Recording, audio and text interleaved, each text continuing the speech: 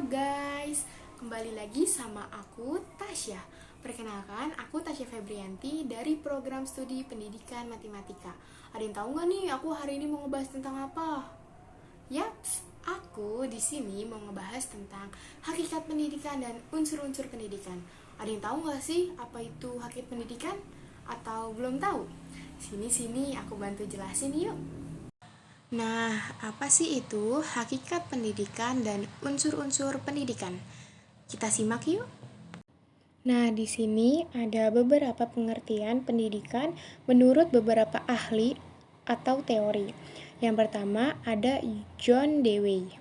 Mendefinisikan pendidikan sebagai proses pembentukan kecakapan-kecakapan fundamental secara intelektual dan emosional ke arah alam dan sesama manusia. Nah, yang kedua, menurut Ki Hajar Dewantara yang menyatakan bahwa pendidikan merupakan daya upaya untuk memajukan bertumbuhnya budi pekerti seperti kekuatan, batin, karakter, serta pikiran, seperti intelektual dan tubuh anak. Yang ketiga, ada Undang-Undang Sistem Pemerintahan Nasional Nomor 20 Tahun 2003 Bab 1 Pasal 1 yang mengartikan pendidikan sebagai usaha sadar dan terencana untuk mewujudkan suasana belajar dan pembelajaran agar peserta didik secara aktif mengembangkan potensi diri, kepribadian, kecerdasan, akhlak mulia, serta keterampilan yang diperlukan dirinya, masyarakat, bangsa, dan negara. Berikutnya ada tujuan pendidikan. Menurut Ansori dan Utami, pendidikan dikatakan sebagai wahana pembangunan negara secara keseluruhan. Dengan pendidikan akan dapat menyediakan tenaga kerja yang terampil sesuai dengan bidangnya. Pendidikan akan memberikan pembaruan-pembaruan melalui pengajaran kepada generasi baru mengenai tujuan yang ingin dicapai oleh masyarakat secara menyeluruh serta alat-alat pemenuhan mereka. Selanjutnya, ada tujuan pendidikan menurut tokoh aliran perennialisme. Yang pertama ada Plato, menjelaskan bahwa tujuan pendidikan yaitu membina pemimpin yang sadar dengan asas normatif dan melaksanakannya dalam semua aspek kehidupan. Yang kedua, menurut Aristoteles, menyatakan bahwa tujuan pendidikan yaitu membentuk kebiasaan pada tingkat pendidikan usia muda dalam menanamkan kesadaran menurut aturan moral. Yang ketiga, menurut Thomas Aquinas, memaparkan bahwa pendidikan bertujuan menuntun kemampuan-kemampuan yang masih pasif menjadi aktif tergantung pada kesadaran individu. Berikutnya ada unsur-unsur pendidikan. Yang pertama, pendidik adalah orang yang bertanggung jawab terhadap pelaksanaan pendidikan. Pendidik dapat berupa guru di sekolah ataupun orang tua di rumah. Agar seorang guru dapat dikatakan menjadi guru yang profesional, maka terdapat 3 syaratnya, yaitu yang pertama kualifikasi ijazah minimal S1, yang kedua kompetensi yang meliputi pedagogik, kepribadian, profesional, dan sosial, yang ketiga karakter yang meliputi olah pikiran, olah hati, olah rasa, dan olahraga. Maka kompetensi yang harus dikuasai oleh guru meliputi critical thinking skill, creative thinking skill, communication skill, dan kolaborasi skill. Yang kedua ada peserta didik, merupakan subjek didik yang bersifat unik, yang berarti antara peserta didik satu dan yang lainnya memiliki karakteristik yang berbeda-beda. Pendidik yang baik dapat memahami karakteristik peserta didik secara mendalam. Seiring perkembangan zaman, karakteristik peserta didik juga mengalami perubahan. Yang ketiga, ada interaksi edukasi, yang merupakan komunikasi antara pendidik dan peserta didik mengarah pada tujuan pendidikan. Tujuan pendidikan akan tercapai secara optimal dengan melalui proses komunikasi secara intensif dengan memanipulasi isi, metode, serta sarana-prasarana pendidikan. Yang keempat, ada tujuan pendidikan. Setiap sekolah memiliki tujuan institusionalnya masing-masing dan tentunya berbeda-beda. Tujuan institusional sekolah tertuang dalam visi dan misi sekolah. Terbentuknya visi dan misi sekolah tersebut tidak boleh terlepas dari tujuan pendidikan nasional. Yang kelima, materi atau isi pendidikan. Pendidikan materi pendidikan yang telah disajikan dalam kurikulum merupakan sarana untuk mengantarkan pencapaian tujuan pendidikan. Materi pendidikan meliputi materi inti dan materi muatan lokal. Materi inti bersifat nasional, sedangkan untuk materi lokal yang bersifat lokal. Unsur yang keenam ada alat dan metode. Dalam penyampaian materi pembelajaran dibutuhkan alat dan metode agar materi tersebut dapat tersampaikan sesuai dengan tujuan pembelajaran. Alat yang digunakan ini dapat berupa media yang menarik bagi peserta didik. Metode pembelajaran juga mempengaruhi keberhasilan dalam penyampaian materi pembelajaran. Unsur yang ketujuh ada lingkungan pendidikan. Proses pendidikan peserta didik berlangsung di keluarga, sekolah, dan masyarakat. Ketiga unsur ini saling mempengaruhi. Pendidikan yang pertama bagi peserta didik yaitu lingkungan keluarga. Namun, lingkungan keluarga tidak dapat menjadi patokan dalam keberhasilan pendidikan seseorang anak. Sebab, bagi pendidikan di lingkungan keluarga sangat baik.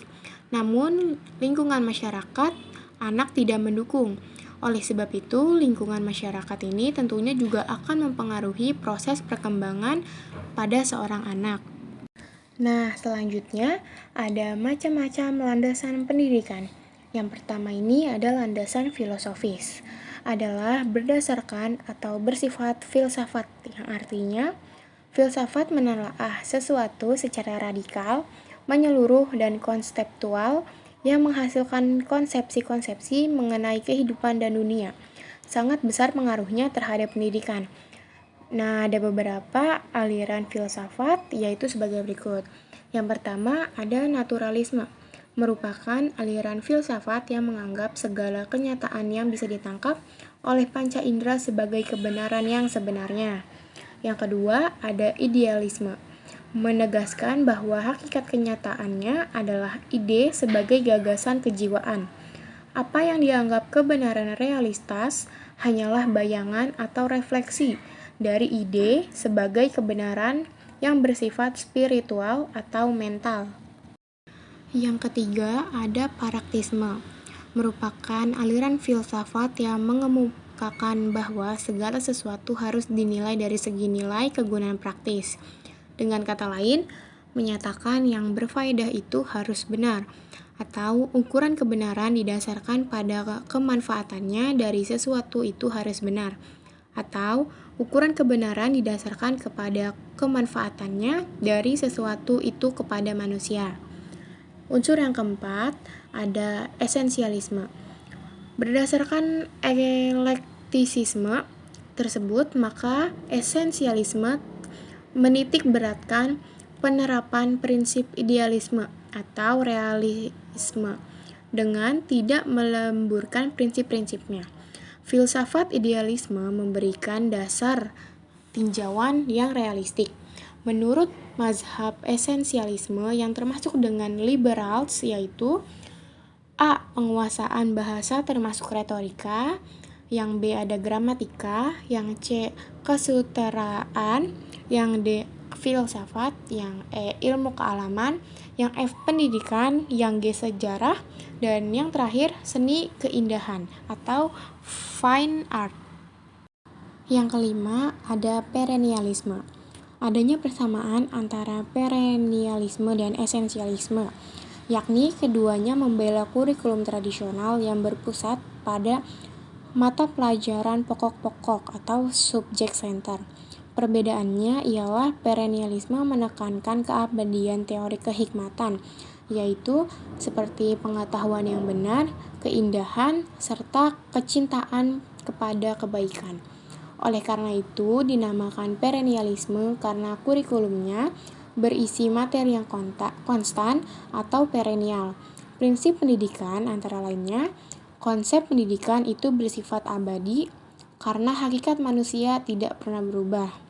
Yang B, inti pendidikan haruslah mengembangkan khususnya makhluk manusia yang unik, yaitu kemampuan dalam berpikir. Yang C, tujuan belajar ialah mengenal kebenaran abadi dan universal. Yang D, pendidikan merupakan persiapan bagi kehidupan sebenarnya. Yang keenam, ada rekonstruksionisme. Adalah suatu kelanjutan yang logis dari cara berpikir progresif dalam pendidikan. Individu tidak hanya belajar tentang pengalaman-pengalaman dalam masyarakat masa kini di sekolah, tapi haruslah mempelopori masyarakat ke arah masyarakat baru yang diinginkan. Yang ketujuh, ada praktisme dan progresivisme. Adalah aliran filsafat yang memandang segala sesuatu dari nilai kegunaan praktis di bidang pendidikan. Aliran ini melahirkan progresivisme yang menentang pendidikan tradisional. Progresivisme yaitu perubahan untuk maju. Manusia akan mengalami perkembangan apabila berinteraksi dengan lingkungan sekitarnya berdasarkan pemikiran. Progresivisme atau gerakan pendidikan progresif mengembangkan teori pendidikan yang mendasarkan diri pada beberapa prinsip. Antara lain, prinsipnya sebagai berikut. Yang pertama, anak harus bebas untuk dapat berkembang secara wajar. Yang kedua, pengalaman langsung merupakan cara terbaik untuk merangsang minat belajar. Yang ketiga, guru harus menjadi seorang peneliti dan pembimbing kegiatan belajar. Yang keempat, sekolah progresif harus merupakan sebuah laboratorium untuk melakukan reformasi pedagogik dan eksperimentasi.